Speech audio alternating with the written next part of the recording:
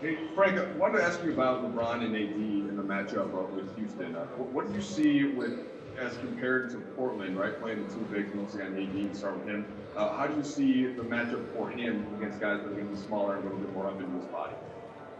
Yeah, it's a different type of challenge. To reach the ultimate goal, you're going to have to win against different opponents, different styles of play, both throughout the regular season and in the playoffs. And this is the contrast that I'm referring to. And you mentioned it before. Portland played with big guys, and these guys, will be smaller and double teaming and whatnot. So we're prepared to handle anything they throw at us, and excited to get started tomorrow night. And then just with LeBron, there's no coverage that he hasn't seen, right, in all of his years. You went against him for so much of those times in Indiana. What about this specific matchup do you just stand out for you when you think about LeBron? Well, like I said, you have a team that's going to double team a lot, and he's arguably the best in the history of the game at passing out of double teams. So again, it's a contrast from the last series, but excited about what we hope to accomplish with this series.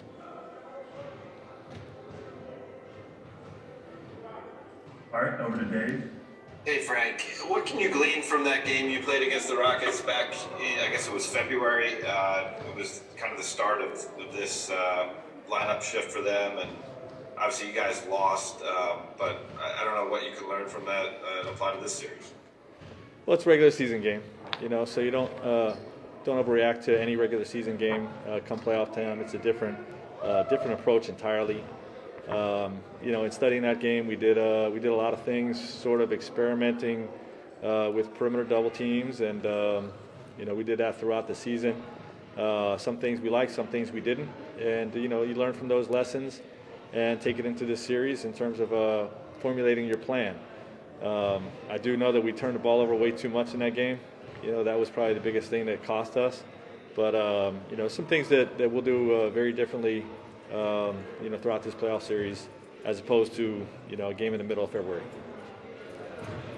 Hey Frank, it's Bill. KCP indicated yesterday that there was going to be a team dinner to watch Game 7 last night. Did you guys all watch that together? And then, if so, I'm just curious what that environment was like going down to the last second. What it was like watching it as a group. We did not watch it as a group. We did have a team dinner, but it was over by 9 o'clock-ish. So we got back to the hotel, and I'm not sure if the guys got together afterwards, but the coaches dispersed and watched it in our rooms. Allison, any beats over on this side? Go with Chris first. Frank, a little off topic, but do you have a policy on challenging plays during? It seems like a player always wants you to challenge everything. Do you have a? Yeah, there's a couple things I look for. First of all, it has to be egregious and obvious and of great value if I'm going to use it in the first half. When I say of value, meaning saving a foul with Anthony or LeBron, if they're in foul trouble, if there's a 4-point play or an obvious and one that I think I can negate to take away 3 points off the board.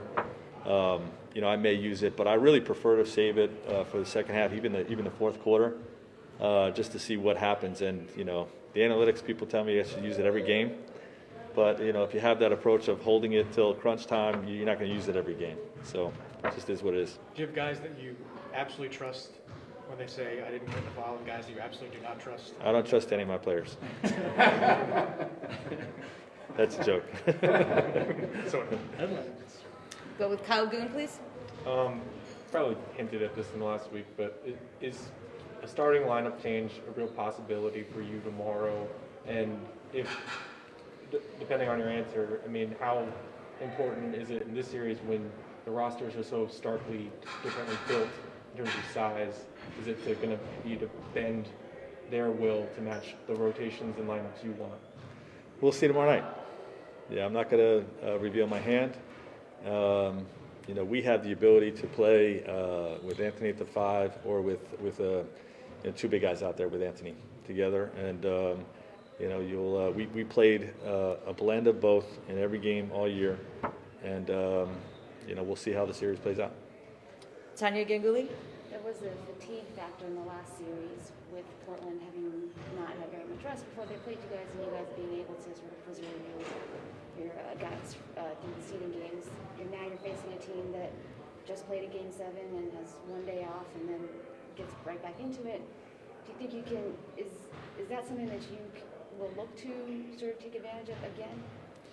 No, the fatigue factor is one of those things that you measure after the fact. You don't really try to attack it. I mean, unless you're going to try to run more, but we're a running team anyway, so it's not something we sort of target and try to take advantage of. And I actually think that, teams that play a Game 7 in the next series going against a team that has been off, I think has the advantage, because your senses are sharper. You're playing in that environment where every possession matters. And, I actually think that's a better way to prepare for a series than a week of practices, So, hopefully that's not a factor. But, in terms of how we approach the game, fatigue won't change what we're doing or how we're approaching it. Sam Amick? Frank, kind of a specific, quirky hoops question. With the extra room between the bench and the court compared to Staples or anywhere else, have you noticed anything different about closeouts on corner threes in the way guys are coming out to shoot? Not really. I think within the lines, you're just trying to get to the shooter. I don't think when there's fans right behind them that they're pulling back more. You see guys diving into the stands all the time, so I don't think there's much of a difference. Mark Medina? Hey Frank, given the compressed nature of this schedule and everything going on last week, what do you think these last few days have done specifically for LeBron and Anthony? Yeah, well, it's just been able to. It's been good to have them able to manage their own load. Those guys are great at self-monitoring. When they need to get into practice action, how much they want to be off their feet, and the ability to do that hopefully will benefit them in this series. But obviously there's a rhythm and timing thing that comes into play as well. So I think in the big picture it's been beneficial. All right, well, I'll just take the last couple. TC, back to you. Yep, let's go to Anthony Slater. Yeah, Coach, you had Anthony Davis guard Westbrook for a lot of that February game that was referenced. How do you think that looked, and just kind of how awkward are the matchups in this series potentially, really for both sides, where you kind of have to have centers guarding guards, and they have to do this opposite? Yeah, it's not really that awkward, or I'm not sure which word you used. Russell had 41 in that game. But it wasn't all on Anthony. Some were on Anthony. But like I said, we were doing a lot of double teaming and scrambling. We were poor in transition. So we'll see what the matchups look like tomorrow night. But this team, you still have a player on the floor that you identify as their center. We play against teams every night that have a 7-foot center that's shooting threes. So just the fact that player is 6'6" now isn't that different for our bigs to cover. So. Like I said, when it comes to matchups, we'll see how it plays out tomorrow night. Hey Frank, I'm curious if there is a sort of palpable difference in the feeling inside of the bubble now that players' families and friends have started to arrive, and have you noticed a difference with your players in particular? Well, everybody just enjoys seeing their family, and to be honest, most of our players' families don't get out of quarantine until tomorrow. So, we haven't seen a big difference yet, but you do see some people around the campus, and then obviously it's always good to see family around. Thanks for watching ESPN on YouTube. For live streaming sports and premium content, subscribe to ESPN+.